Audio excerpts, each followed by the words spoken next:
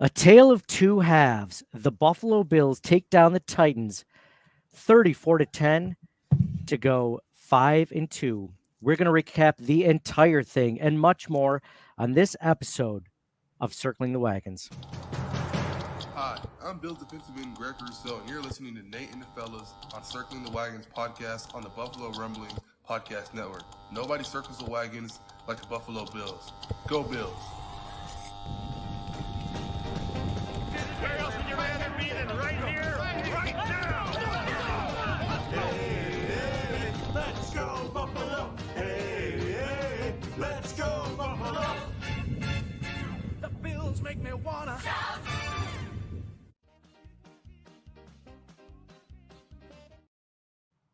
What is up, Bills Mafia? Welcome to this recap episode of Circling the Wagons, a Bills Mafia podcast. I am your host, Nate, guys. Thank you so much for joining us. We are going to discuss the Bills' takedown of the Titans 34-10. It was a really interesting game. A lot of things to hit on. We're going to go over the victory. We're going to give our thoughts on the game, our sweet, sassy, molassy plays of the game, our Wall of Fame and Wall of Shame, and see if I bet you we have a Gettysburg of the game this week. I bet you have a Gettysburg. So, and then we're also going to talk about a giveaway that we're going to be doing on our podcast. Don't let me forget it. Mike and John, you probably will, but that's okay. I'm joined by my co-hosts, John and Mike. John, what's going on, little guy? What's happening?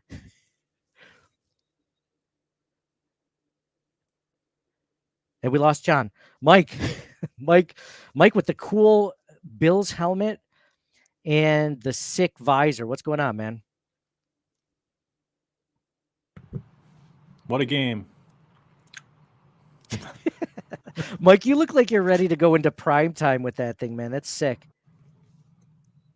I like the Thanks, man. I can't really see. I can't see all my notes. I can't see. I'm just gonna wing it tonight. You're doing your best. Your best impression of. I like it because like your helmet looks sick, except it doesn't help what you're doing. Mine looks like a Temu version of like Pancho Villa. You know, like it's funny. Like we're all just trying to do our things, and John's not even a person. John's a little Fisher Price person. So, John, you're muted, just so you know. But it's nice. At least it's a Josh Allen one. Hey. Nice. So, guys, we're gonna discuss this. You know, it's funny. It's a tale of two halves. The Bills were having a lot of issues in the first half, moving the ball. Offensively, they looked at one point they had 5 yards passing. I think it was like halfway through the first or the second quarter even, and they were just getting annihilated by Mason Rudolph, and it was just like not annihilated, but like stats compared to what I mean. Mason Rudolph had 100 yards passing, and Josh Allen was like 5 or 10. It was a very interesting way of how the Bills. This game was going to go, especially the Bills being 9.5-point favorites. But they went up, the Titans went up 10-0, and then all of a sudden the Bills started to come back. They got a few points back before the end of the half. They got a touchdown. You're like, okay, I think they can do this. And then finally, you know, the second half, they just absolutely blew them away. It was 10-7 at the half, and then the Bills scored 27 unanswered points after that. So just a complete blowout. You wouldn't know it by the end score, but the Bills really struggled at one point. So John, I'll start with you. Fisher Price, John. So what were your thoughts on this game? And were you worried at all at any point like I was?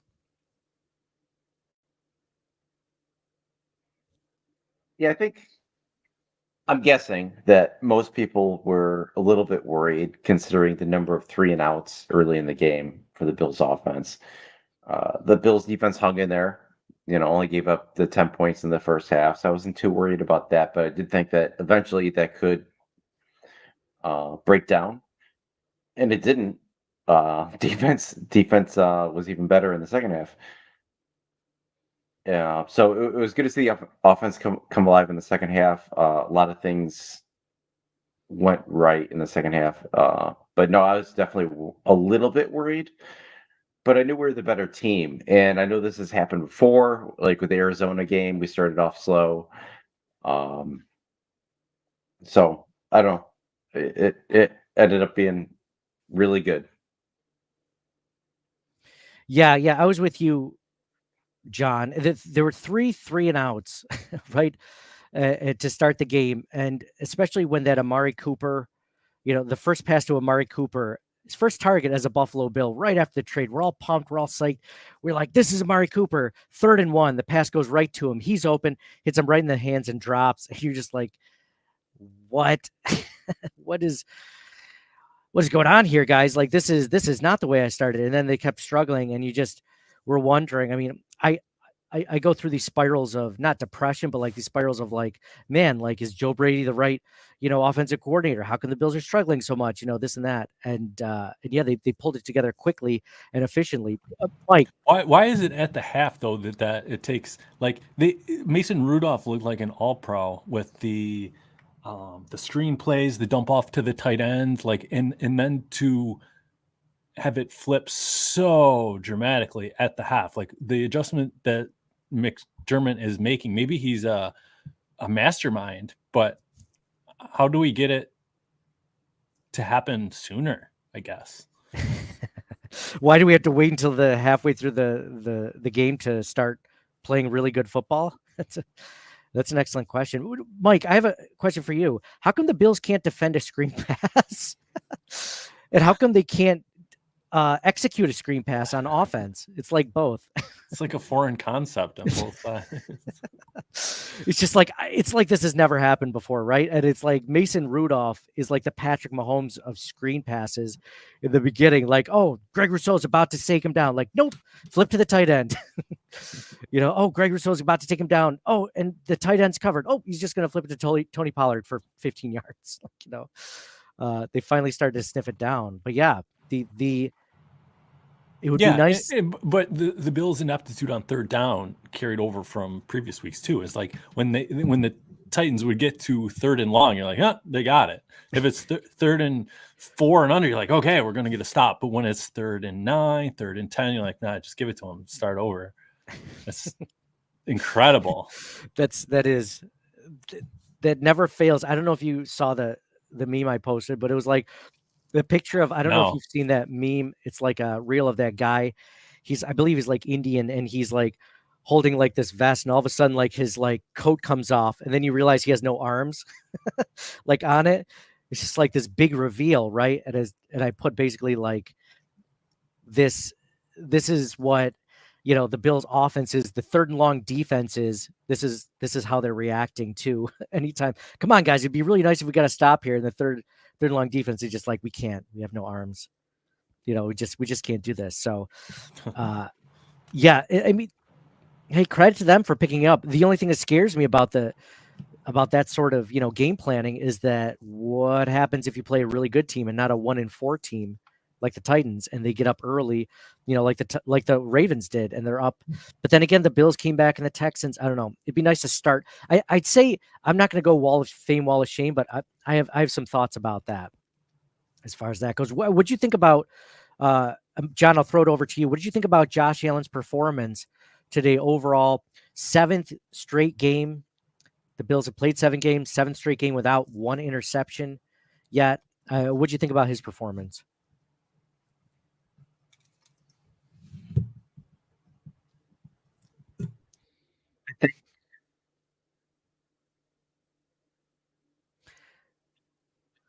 All right, it's not coming in. Oh, we tried to help you, but we're gonna have to move on. John's like, I'll make up for it now. Dude, I guess the question is, how much do you attribute to just a natural regression to the mean, right? Like, he gets killed last year with too many interceptions, some of which are his fault, and he's got to take better care of the ball, but a lot were not his fault. And this year he has, and he has admitted this, gotten lucky on some. So I think it's just the sample size is always too small when we're talking 3, 4, 5, 6 games. Like, he's getting lucky on some, but made more of a concerted effort, sure. Do you think that there's going to be a regression to the mean in the second half of the season where he just starts throwing picks like crazy and we're pulling our hair out? What's Like, our sample size? You're more the mathematician than me. Is it a whole season? So yeah, he got screwed last year. Maybe this year he doesn't. Knock on wood. It doesn't catch up to him this year. I like how I'm trying to get into my phone to look up Josh Allen stats, and my phone can't do Face ID because I have this Lucha Libre Bills hat on. It's just like, I don't trust you. You look like you could be VP. Okay, so career stats. So Josh Allen normally throws. So last year he threw 18 interceptions. The year before that, 14. The year before that, 15.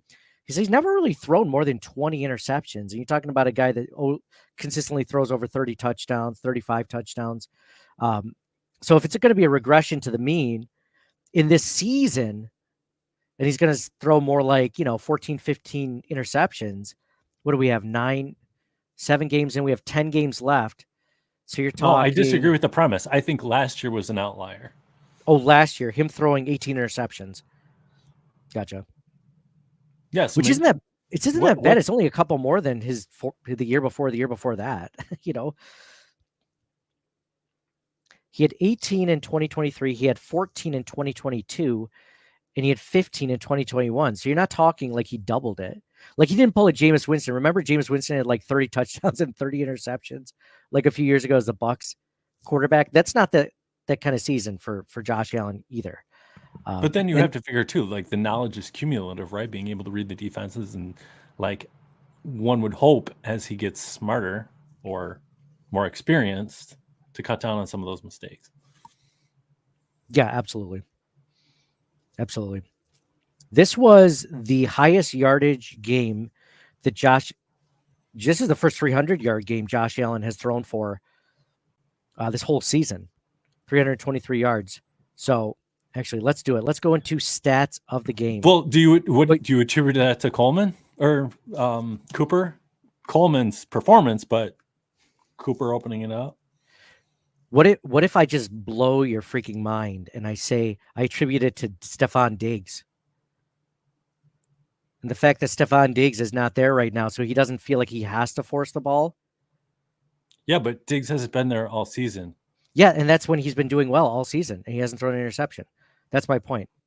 Oh, that's kind of a non sequitur. What we were talking about. Okay. What do you mean? What I might have missed it. No, so, It's my ADHD. I can't. Sorry. It's not my fault. Oh, why was I such a jerk? Complete dick. But go ahead. No, I'm drawing I'm attributing the cause to Cooper. Okay, now we have Amari Cooper. Now it's going to open up Keon Coleman, and this I'm attributing. Oh, you mean Allen's just the success of the to today? Oh yes. Oh, sorry for the 300-yard game. Gotcha. Mm-hmm. Yeah. Okay. What we were talking about immediately prior to what. Yeah. I'm sorry. Yeah. Finally into it. 3 minutes later, I get you. I get the point you were making. And no, that's a terrible point. No, that makes complete sense. I mean, if the defense actually has to make sure that they lock down one receiver or that they have to roll coverage to one specific really good receiver, then it leaves things open for Keon Coleman to have a 100+ yard game and leaves things open for Khalil Shakir to have 7 out of 7 targets. Absolutely. I agree 100%. So you're saying it's not so much like a very big surprise to you that he's passed for the most yardage he ever did after the Amari Cooper trade, because Amari Cooper is now here. Even if Amari Cooper wasn't the main reason why, and he was the second leading receiver, just barely, that it opened things up for other wide receivers for once. Correct. That is right. Okay, yeah, I'm with you, man. I agree. But to play devil's advocate, you love playing devil's advocate. Go ahead. No, I think the point's legit, but Cooper wasn't on the field for 2 of Coleman's long receptions. I don't believe. Which would belie that whole point of like, oh, the DB is paying attention to him at this time. But no, I think it's great for the receiving room. Love the signing, paid nothing for him. Like, it's incredible. It's a 1-year rental essentially. And, That's well, fine dude, with me. the guy's not used to Deshaun Watson and the Browns, and I think if the Bills can make a run into the playoffs, like maybe if he's a 10-year vet, like it's got to be totally different actually playing for something. So maybe there's a way the Bills can keep him. Yeah. I mean, I don't want to get that far because there's a lot of things that have to happen. But yeah, if he plays well and the Bills like him, why wouldn't they re-sign him? They'll have the cap space next year finally, after the Diggs dead cap, goes through this year and all that stuff. So yeah, agreed 100%. I love it. All right, let's go into stats of the game. Stats of the game brought to you by us. I'm so used to saying brought to you by Josh Allen, 21 for 33, 323 yards, 2 touchdowns.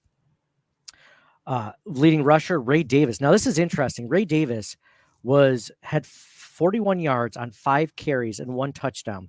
He was 8.2 yards per carry. James Cook, 12 carries for 32 yards, 1 touchdown, 2.7 yards per carry. So like 3 times as many yards per carry on, less than half as many carries. John, you are a James Cook proponent. You have been a fan of his ever since the Bills drafted him. Let James Cook, Captain Cook. Do you think that that's just the way that the game plan went and it's just luck that Ray Davis outplayed James Cook in that level? Or do you think there's something here? I like all 3 of their backs. I think Cook, Davis, and Ty Johnson are all very good. So whoever, if one's doing better one game than the other, but to me it doesn't matter. I think they're all great. Yeah, I think they complement each other well. I wasn't trying to be like, or to imply that, one is better than the other. But I think there's something to be said about the way that, they play, the different play styles. And I think when one is doing better than the other or something like that, then I think that it behooves them to change it up, because Ray Davis is not the same running back as James Cook. And James Cook looked good early and then just kind of dropped off a little bit with the way it was going. So I like the way that it's been going, but the way that they've been utilizing both of them and both of them in the pass game. I'm a fan of Ray Davis. John, you were so pissed off when the Bills drafted Ray Davis in the 4th round. I think it had to do with the fact that he came from a really, sad story, and you don't like to hear those sad stories that often. So you kind of held that against him, but how are you feeling about the pick now? And are you glad that they took him?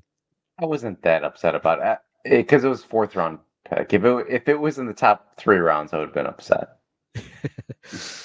Well, what's funny is when we were talking about this, because I think we wanted another wide receiver on the board. We're like, hey, that you could take a wide receiver in the 4th round again. That might have been part of it too. Yeah. Yeah. You're the only person in America that does not like an underdog story. You're like a front runner. Well, yeah. You Yeah. No, I mean, The fat cats I get don't- no, richer. I don't corporate mind welfare. in underdog story, but the thing is, like, it almost seems scripted, like to a degree. Like you watch like a whatever show, Voice or American. What show are you talking whatever. about? There's always like a story behind every person. It's like everybody can't have a story. What if it's just a regular dude? You're just always trying to keep the little guy down. So the fact that Ray Davis had like 12 brothers and sisters, he was in like so many different foster homes. There was one point where I believe the story went that he had 2 other brothers and sisters, so the foster family couldn't take 3, so he let his 2 other brothers and sisters go with that family. And like, what an amazing story! And John's I like, might be with it seems John on that. I might be like, does the kid get the pick? Well, I don't know if the kid really truly gets the pick. that's a good question. I've never been a foster parent.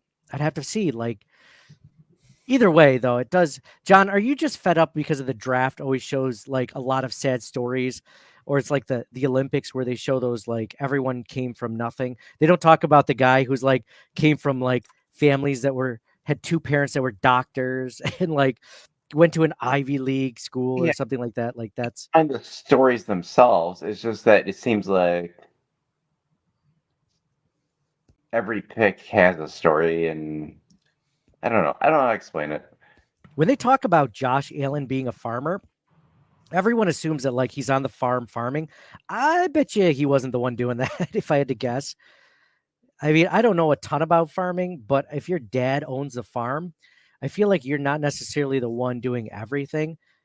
Mike, we have a friend who's a farmer, and we're gonna talk about the hay story, okay? Baling hay. So, John, get this.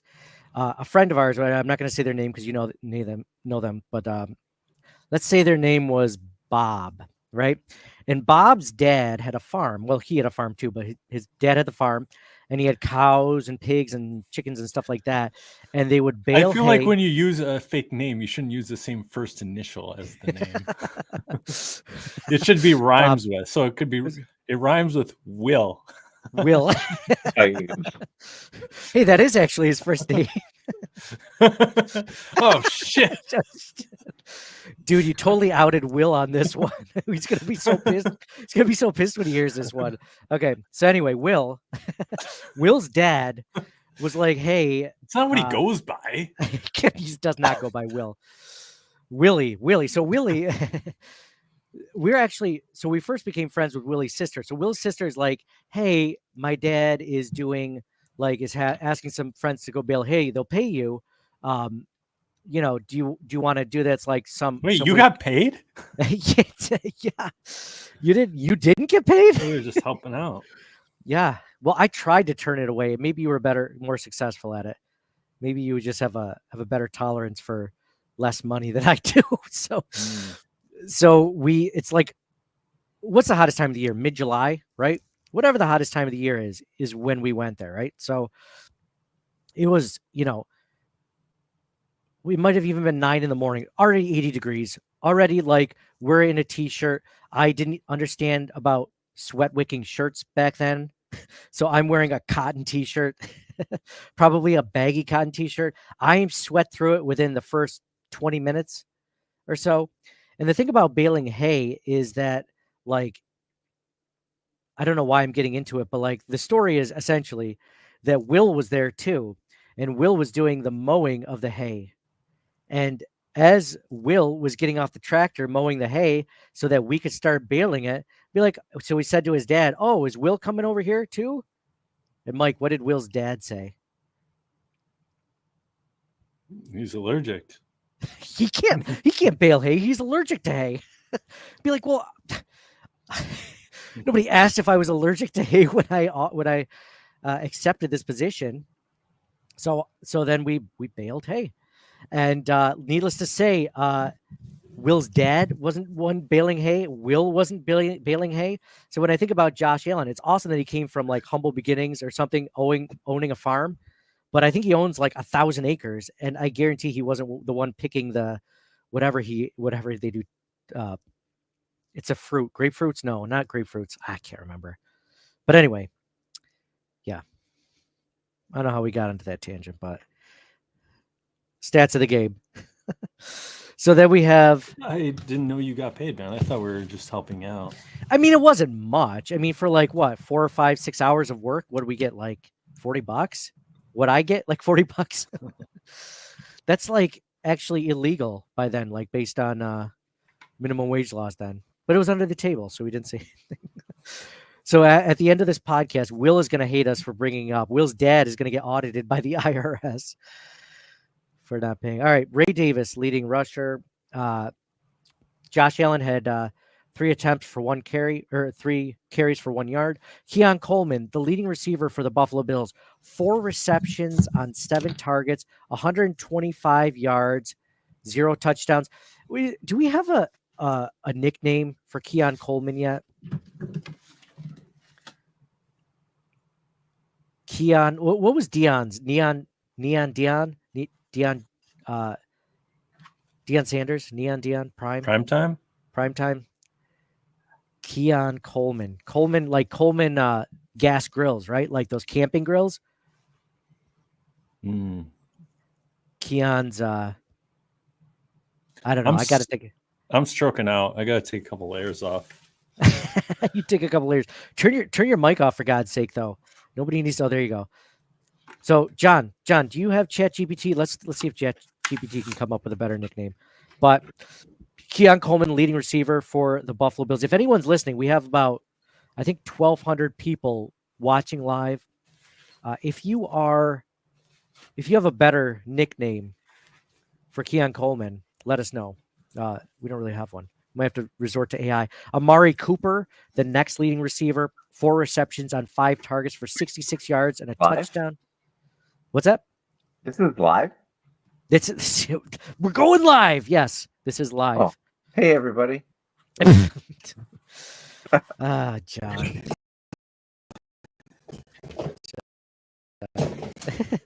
Mike's off. I'm back. He's back. He's done stroking out. Amari Cooper. Amari Cooper's second leading receiver. The only ball that he truly dropped, which he did have some really good catches, was that first target. And the first touchdown looked great. It was funny. I saw a clip of Josh Allen audibling at the line and Keon Coleman looking at Amari Cooper looking at Keon Coleman saying, "What was that?"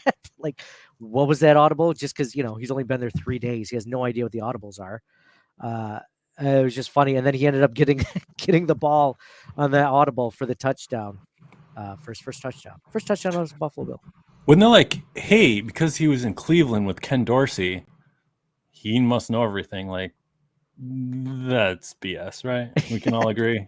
Yeah, I don't think anyone's put those two sentences together. Ken Dorsey and knowing everything together. Yeah. Like, that's a net negative, in my opinion. Like, you got to unlearn. It's like, I prefer you be a blank slate. I'm trying to think of a real world example of going from Ken Dorsey led offense to Buffalo and a Josh Allen led offense. A real life example of that. I can't. When they say Amari Cooper, last week when the Bills traded for him, that he seemed miserable there in Cleveland, that he seemed like he kind of didn't care anymore. And I'm like, that kind of goes on not only to Deshaun Watson, but Ken Dorsey as the offensive coordinator. Like, you got to keep those guys motivated, and the head coach. So anyway. Did you see Deshaun Watson go down? I did see Deshaun Watson go down. Torn ACL, it looks, or torn Achilles, it sounds like. Did you see that the Cleveland Browns fans were cheering it? No. Yeah. Worst contract ever, right? Jeez. Oh, jeez. How happy are all the NFL GMs that just went down in flames so nobody else will ever get a guaranteed, was it $250 million contract? Dude, what is the incentive there if it's absolutely completely guaranteed? You know what that reminds me of? Andrew Jones. Remember the outfielder for the Braves like 20 years ago? Mm-hmm. He got that fully huge guaranteed contract and then he gained another 80 pounds or something like that. Like, yeah, man. I don't even blame him. It's all guaranteed. I'm not saying Deshaun Watson didn't even gain weight. He just stopped trying. Like, what's the... Yeah, I'll study the playbook. I'll work real hard on that. So you're not one really motivated by like an internal. I didn't say I was or wasn't. But can we be honest? If let's say if this was whatever your job is in real life, if they said you make like $50,000 a year for the next 30 years, or you make 1.5 million and it's all guaranteed, like, I suppose your motivation would drop off a little, yeah. A little bit. It'd be like you'd be showing up late to work, and like the first few weeks, man, you'd be trying hard. You're like, this money's not going to change me. I'm going to be the same Mike that I've ever been. Try just as hard. And then, 2 weeks later, you show up a little later to work. You leave a little earlier. You take a little bit longer lunch. A few weeks after that, you kind of miss a couple of meetings that you shouldn't be missing. And then all of a sudden, yeah. Anyways, Khalil Shakir, 7 receptions on 7 targets for 65 yards. Khalil Shakir looked great today. John, you're a Khalil Shakir fan. What do you think of his performance? And I mean, I mentioned this on the post game podcast episode, which we uploaded to Circling the Wagons podcast feed. I did a quick Twitter Spaces. I love the way Khalil Shakir plays. I love the fact that when he catches the ball, he's never down completely. I mean, he's like, what is it? Khalil Shakir, Yak. I love Khalil Shakir. John, thoughts on Khalil? Shakir fan. Love him. 7 receptions, most on the team today. He's very reliable. I don't have to worry about him. I think the receiving weapons in general did really good today. Coleman, obviously. Cooper, aside from the first drop, he did really well. Kincaid and Shakir. I think the player of the game might be Brandon Bead for bringing Cooper in. And not only did Cooper contribute right away, but I think he took the attention away from some of these other guys, and they excelled much more than they have in recent weeks. So, Yeah.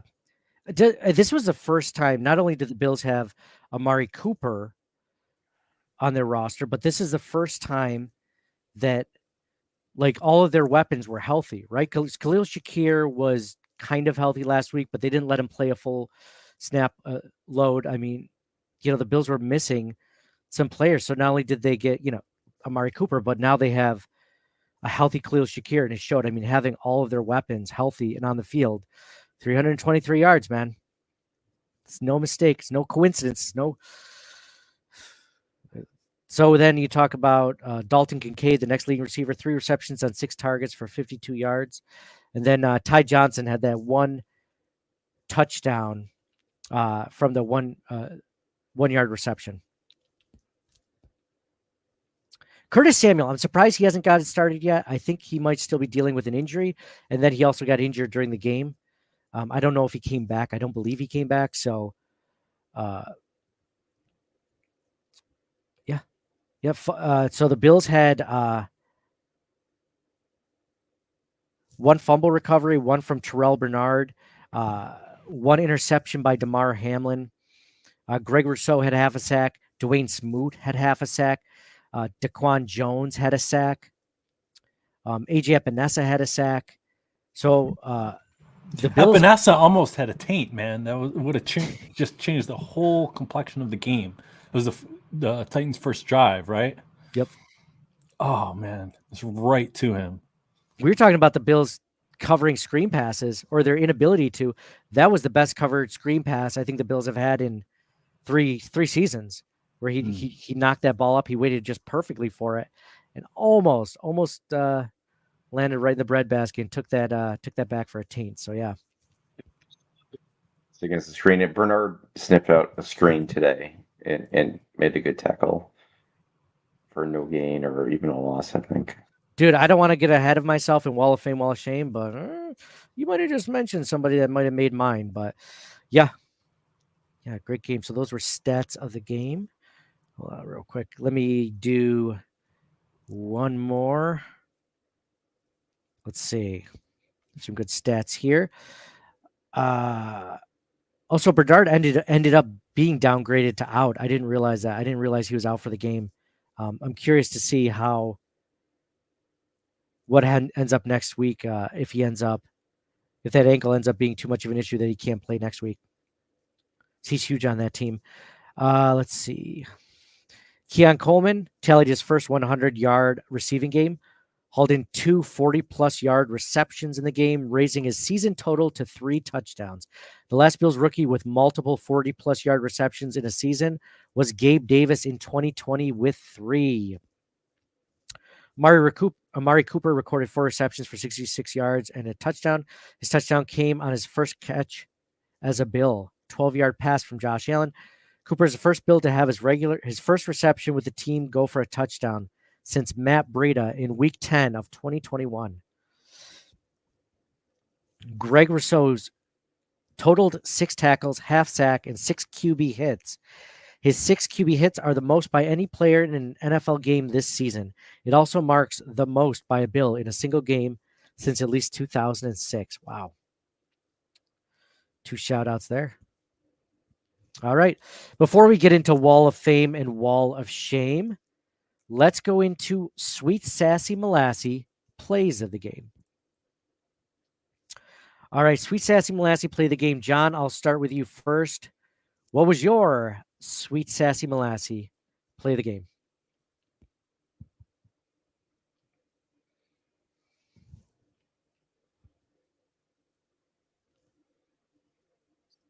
Coleman reception. Was it the Keon Coleman reception that went for like 45 yards or something like that? No, we're like, yeah, you're right. No, the earlier one that set up Their first touchdown? yeah. I'm gonna go with that one. They were both good. Actually, now that you mentioned it, but yeah, I'll do that. I was gonna say that one that he had. It was, what was it, the fourth quarter? It might have been third or fourth. I can't remember, but it was it a fourth down that Josh Allen passed it to him on a slant and then he went for 50 yards? That was an amazing play. Not my Sweet Sassy Molassy play of the game. That was an amazing play. Mike, what was your Sweet Sassy Molassy play of the game?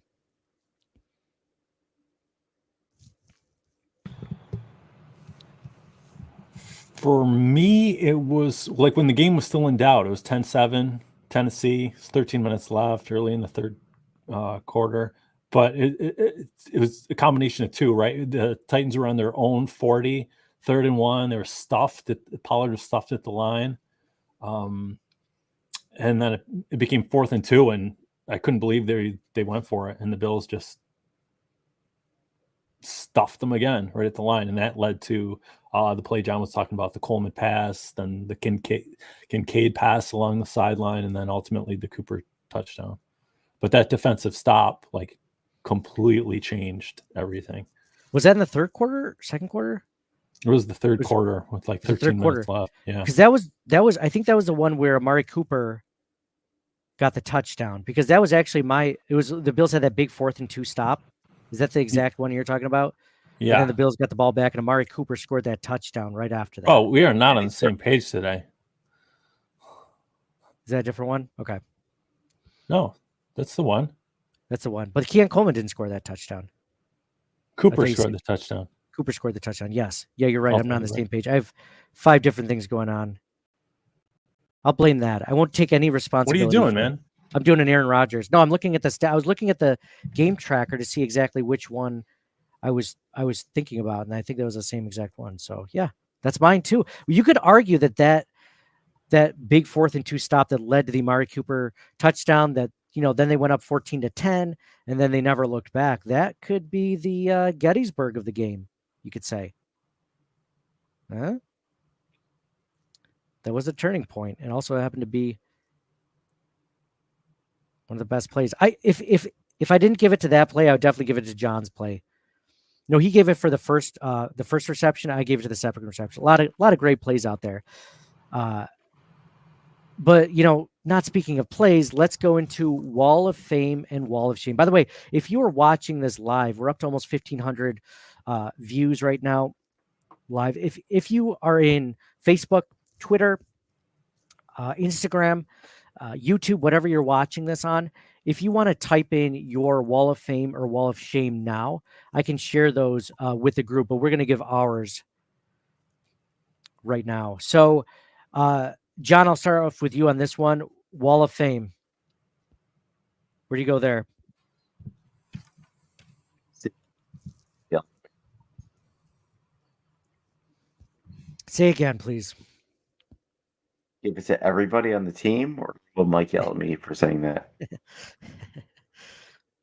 Mike?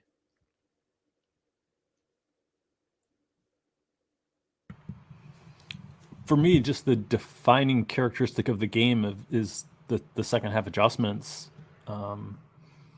offense and defense. So it seems like week in and week out we give it to Allen, but I don't think you can with the first half that he played this week. It's just, for me, it's the adjustments. Did you want Wall of Shame here too? Sure.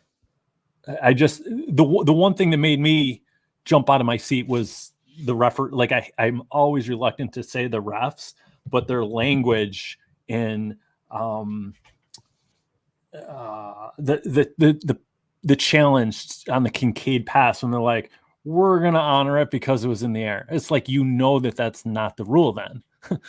Yeah. Like just the language that you're using, that to me was unforgivable.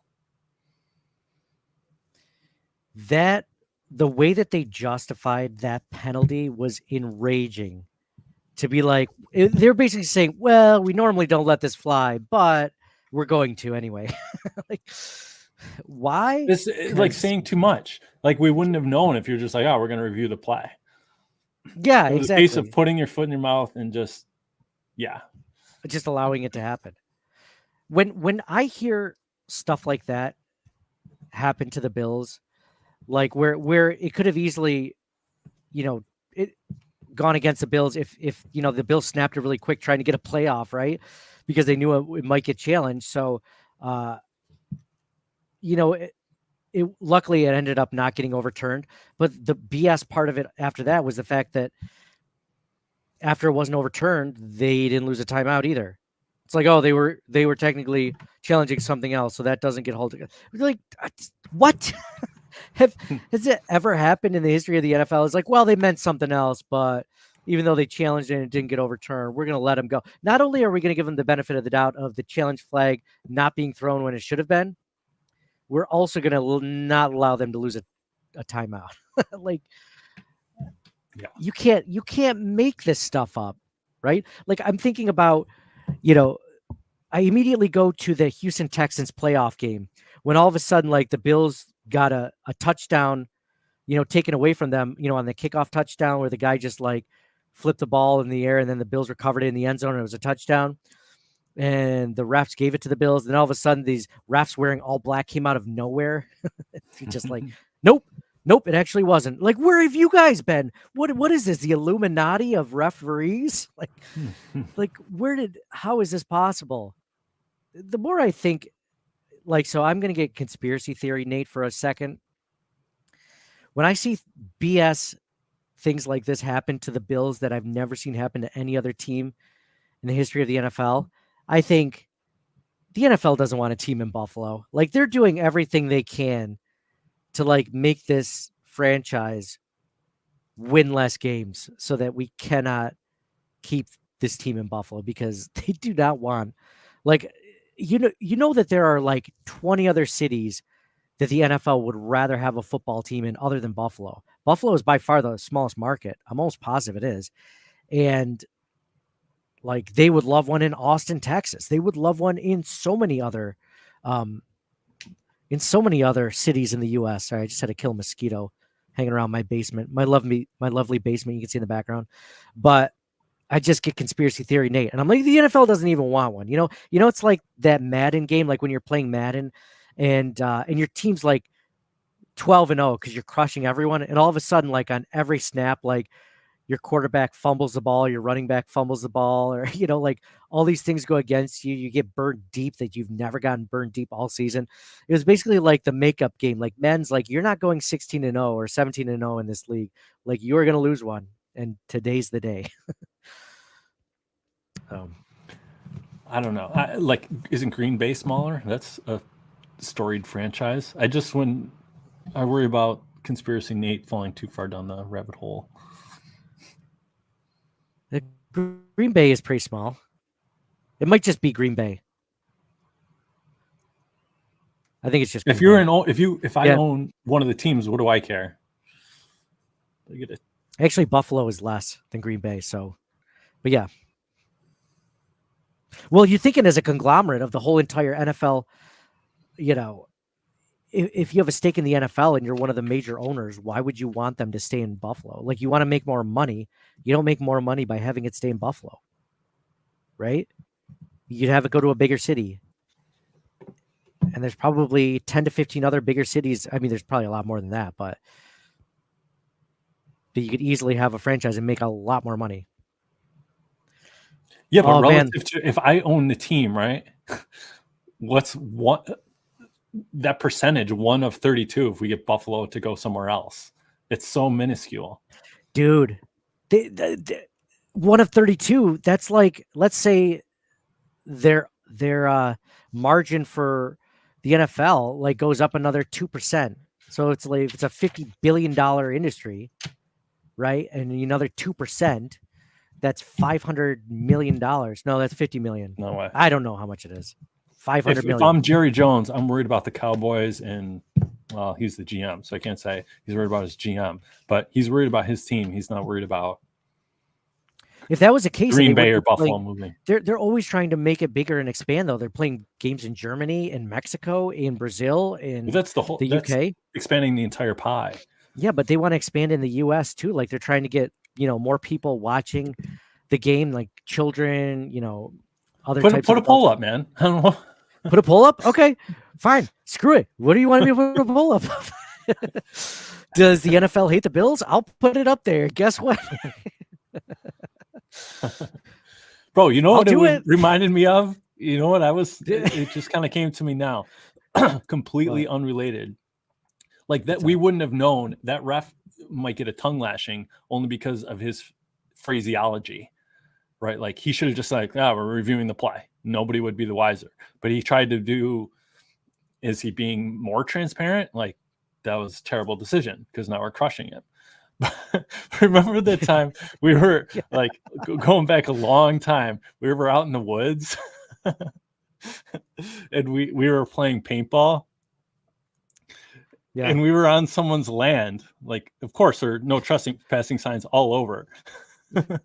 We were on the woods, but somebody came out. We were walking by, and it was like, "Oh, how are you? Good. How are you?" And then we had made it safely past.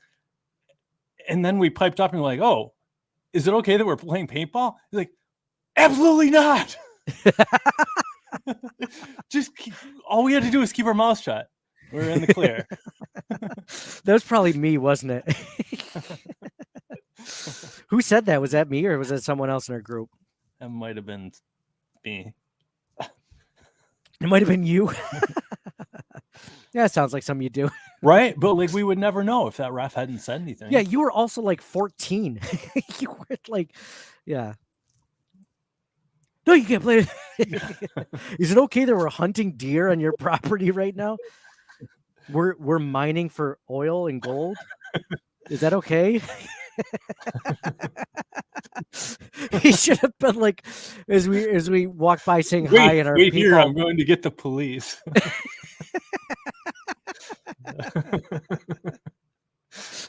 we should have he saw us in paintball masks and paintball guns, just like, hey, you guys aren't playing any paintball on my property, are you?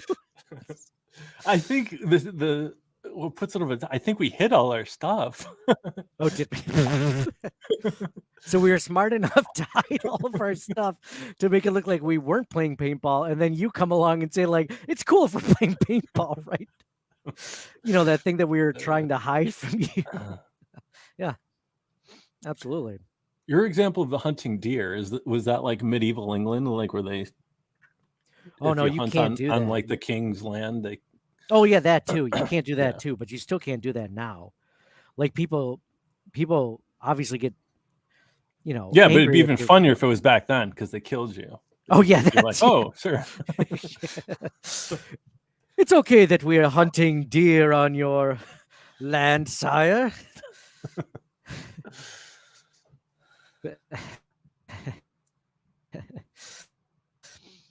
Longshanks. Anyway, so yeah. If he hadn't said anything, if that referee hadn't been like, well, it was in the air, so we're gonna let it slide. It's like we'd be none the wiser, and we would have let it go. So yeah, Christian 15, if you're watching this on YouTube or the streaming, he says, thank you guys for removing the mouth coverings. The sound is so much better. Plus, I'm getting used to the different face coverings. Have fun with it, guys. Love the show.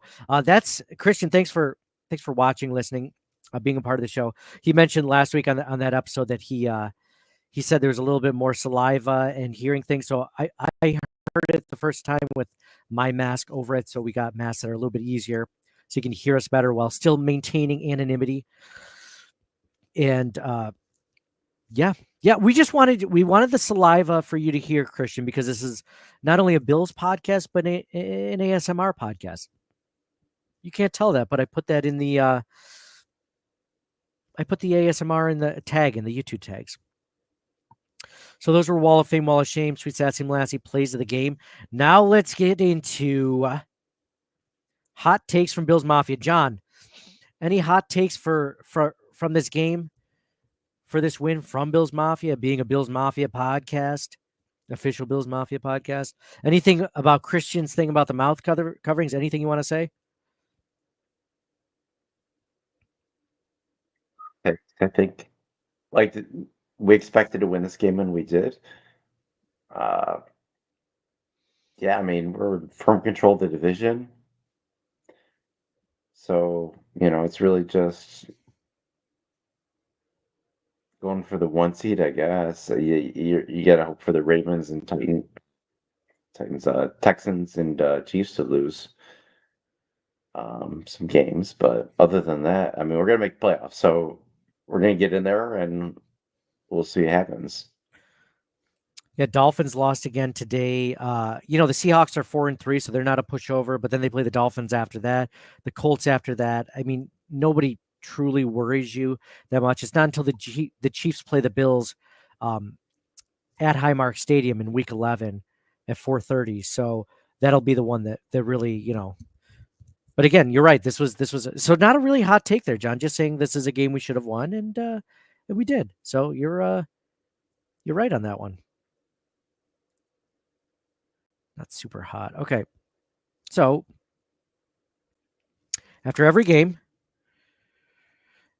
we post. If you're not following us, please do. We're at CTW Pod on Twitter.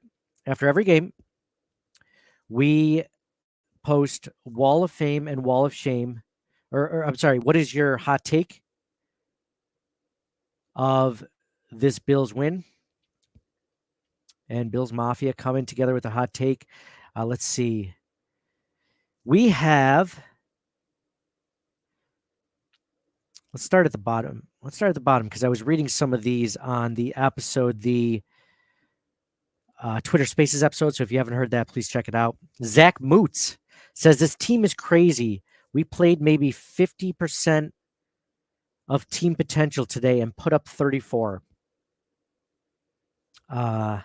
If this team could just play to 100% for entire games, we'd easily be the best team in the league.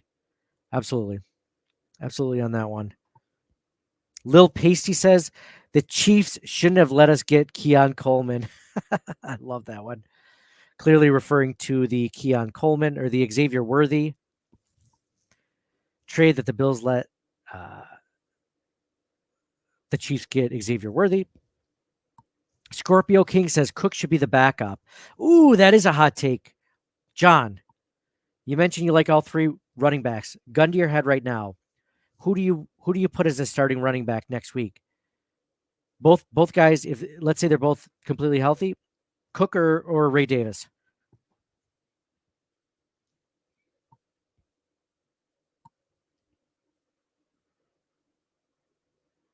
It's a tough one, right?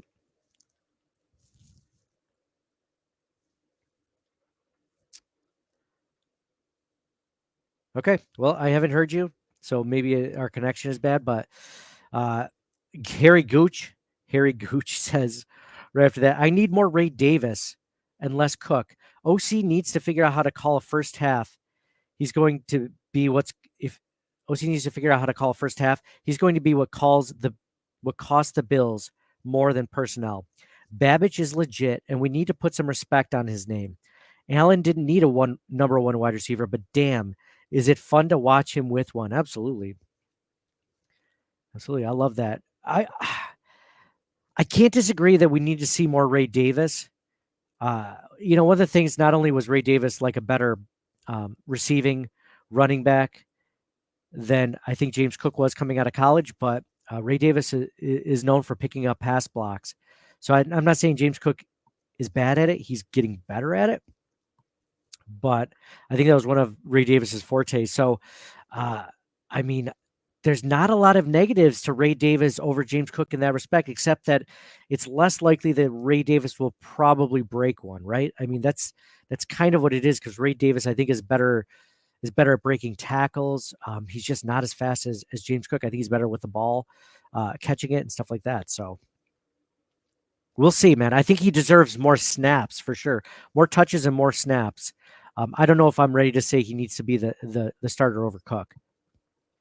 Kevin Rad says, worst first half team in the league, best second half team in the league. Glad they can make adjustments, but WTF are they doing during the week? Whatever, just keep stacking wins. Yeah, Kev, I'm with you, man. Just keep stacking wins. Jacob Schoberl says, Amari Cooper makes the rest of the receivers better. Yeah, absolutely. He makes the entire team around, or the entire offense around him, better.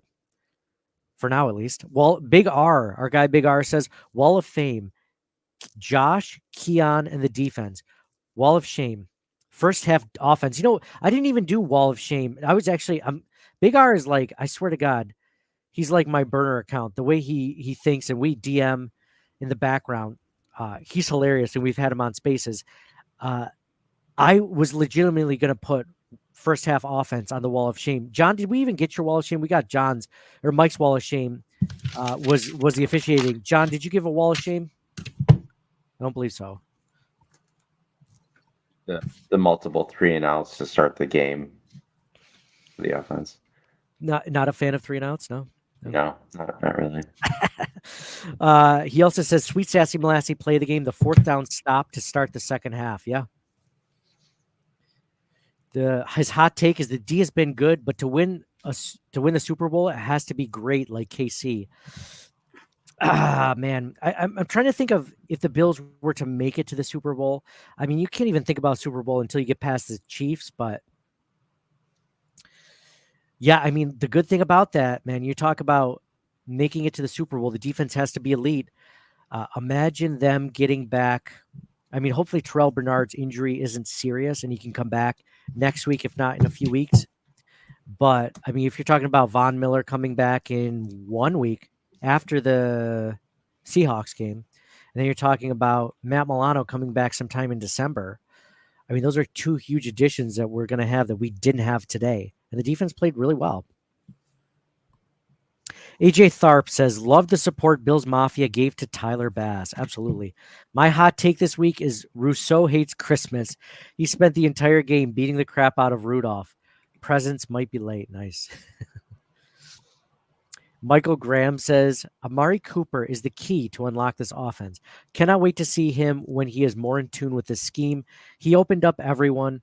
Coleman is going to be a force with Cooper. Go Bills. Absolutely. This is something that the Bills just really haven't had. I would say that even when Stephon Diggs was here, he never had a receiver with as much ability as Keon Coleman does. Maybe you could say Cole Beasley a little bit. Cole Beasley has had some ability, but I mean, Keon Coleman it's just a different receiver. Jason Statham says, our second half adjustments have been good this year. Defensively, we look solid. Coleman is going to benefit more from Cooper coming in. Spencer Brown is a beast. And as a UK fan, I'm glad it was a normal kickoff time. Yeah. Jason was in on the Spaces earlier, that episode, and we were counting out the number of 1 o'clock games, and there's only like 6 1 o'clock games this entire season. Not 6 1 o'clock games left for the rest of the 10 games left. Like there's only like 2 or 3 left, maybe. Cynico writes, the Cooper trade worked out, and Keon is finding his stride and chemistry with Josh. Thanks, Casey. Tyler says the Bills, the offense still isn't quite right. Can't disagree with that. I think I'm hoping that the big thing that they change is their slow starts. Bill Lasso says, whoever is doing the initial game plan is not doing a good job. I'm not sure if it's all on McDermott, but something has to change. Having Amari is going to open up so much more, even just from last week. Feels like more guys are open. Also, throw out all shotgun handoff plays. Yeah, yeah, those needed to die as soon as Brian Dable left because those are garbage. Those are terrible plays. Charles Burns says Amari Cooper is making a difference. Bass had a good game. The defense stepped up. I think the O-line needs to do more to give Allen and Cook more time into the receivers. For the love of God, catch the ball. Yeah, there were a few drops today. A few drops today for sure. Chad Labrie says slow start in the first quarter, but the offense and defense adjusted and dominated in the second half. Everybody was still eating, even with the addition of Cooper. Great victory and go Bills. See, the key thing for the Bills, everybody eats thing, that whole mantra, which I love, but it's just like it makes it a lot easier for everyone to eat when there's a big dog there, helping out, helping get the food. It's a lot easier to eat. Good brother Mike says great adjustments at halftime, but we need better starts. Happy with a W. AHL Star 24 says the offense is still broken. There's a Ferrari in the garage and we're driving like a Prius. We got away with it today, playing a bad Titans team with Mason Rudolph at quarterback. Won't work against good teams. That's funny. That's funny. It makes me think of that meme. Have you guys ever seen that meme where there's a Ferrari like right next to a trailer, right? It's usually the analogy of something great being in an organization of something terrible, something broken. I don't disagree with what AHL Star 24 is saying. The offense isn't completely broken. It's just not maximizing its potential right now. Like if you were to give a Bills like out of 100 of meeting their potential, I'd say they're like 60, 70. And it's only because their second half was as great as it was. I mean, if you're going purely based off the first half, I mean, you're talking like 10 to 15, right? Like it was awful, but then they made up for it. I'm going to make up for it now. And they did. So yeah. Mike, we lost you for a minute. Do you have any hot takes from this game before we end this one? Or anything else in general that you want to talk about before we say goodbye?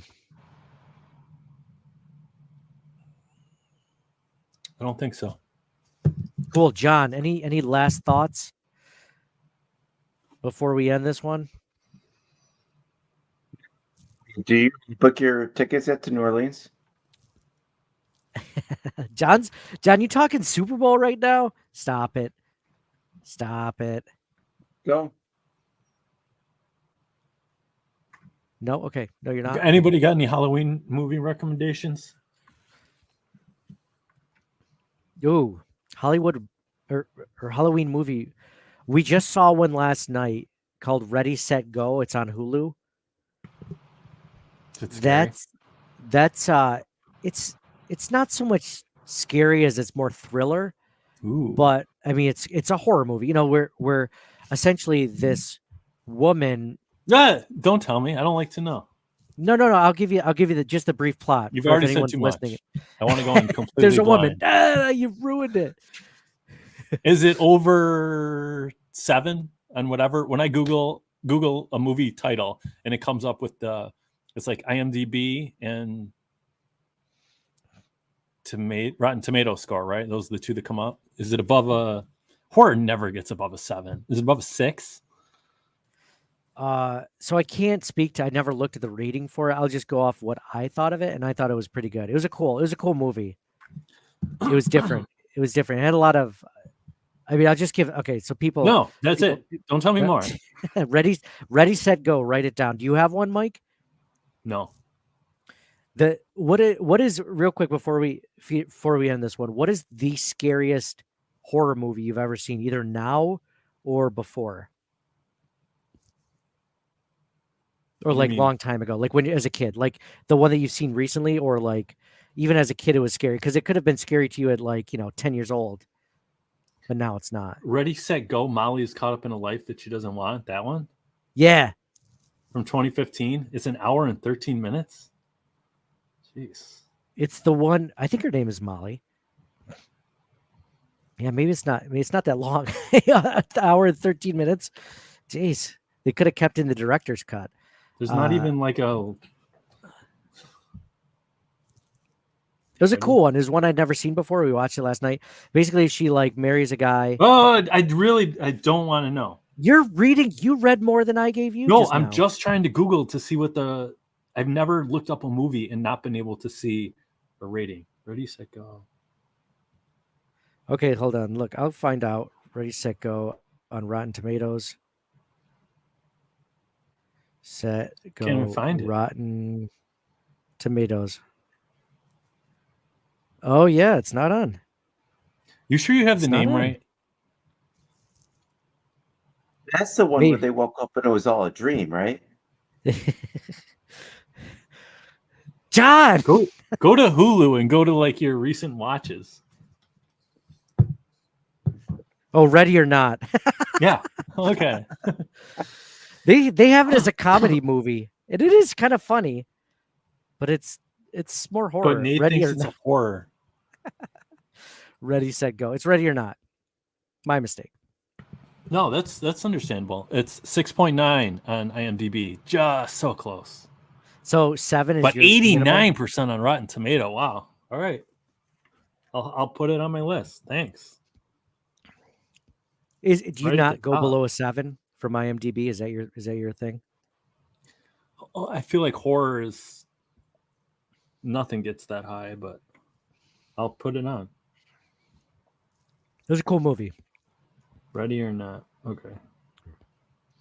John, do you have any scary movie recommendations real quick before we end this one? You know what? When you're talking about Deshaun Watson, you're talking about Achilles. That took me back to. You remember a movie we saw in the theater? Troy? No. Oh. Oh, yeah. No. Yeah, totally. What movie? Troy. That's a good Achilles. one, though. Achilles was actually in Troy. Yeah, that's what I mean. Achilles. Yeah, but we are talking about horror. Oh, of course. Yeah, I know. Totally. We'll see if you can get it. It's a horror movie. Okay. It has to do with an Achilles. Uh-huh. I think. Is it Hostel? No. Pet Cemetery? No. It's hostile too. What is it? House of Wax. Oh, House of Wax. Oh, yes. Speaking of When- Achilles, When the guy's in the room and it's all dark and somebody pops up through the trap door and with the shears in his ankle. oh, Oh. yeah, that's right up. Oh, It was the worst. then they try to walk on a severed Achilles.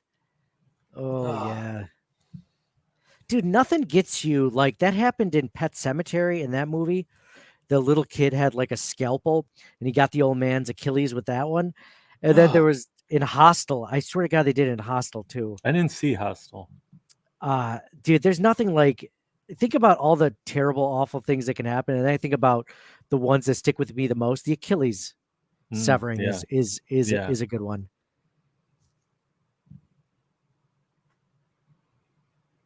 That's a good one. So, Mike, any scary movies for you, real quick before we end this one?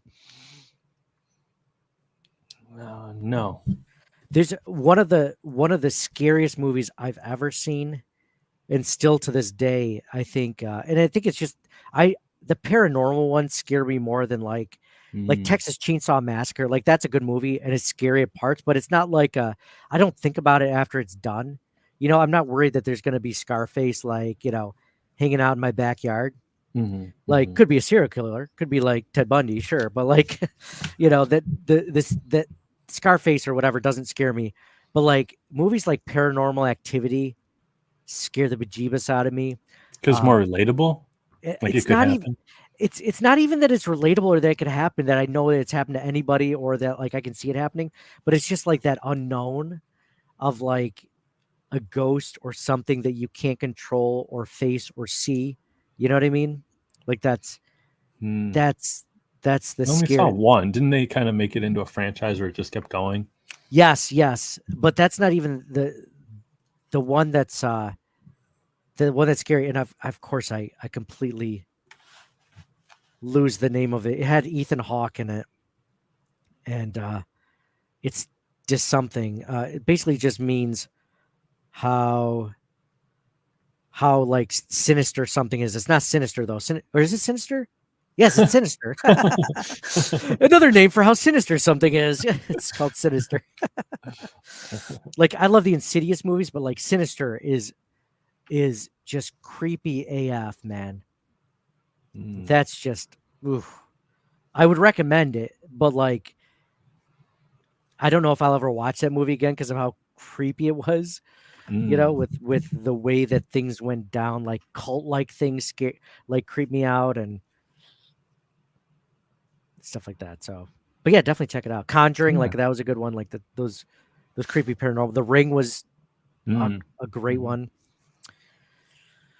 Yeah, The Haunting in Connecticut.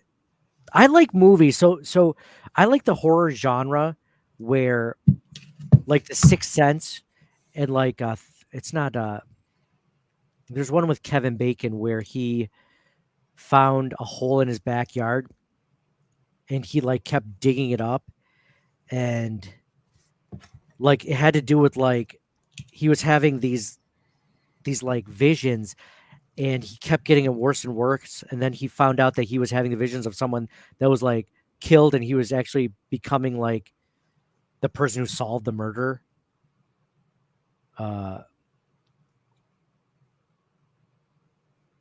I'm gonna come up with it, but like I like that, like Sixth Sense, stuff like this. Stir of Echoes, that's what it's called. Stir of Echoes. That was a good one.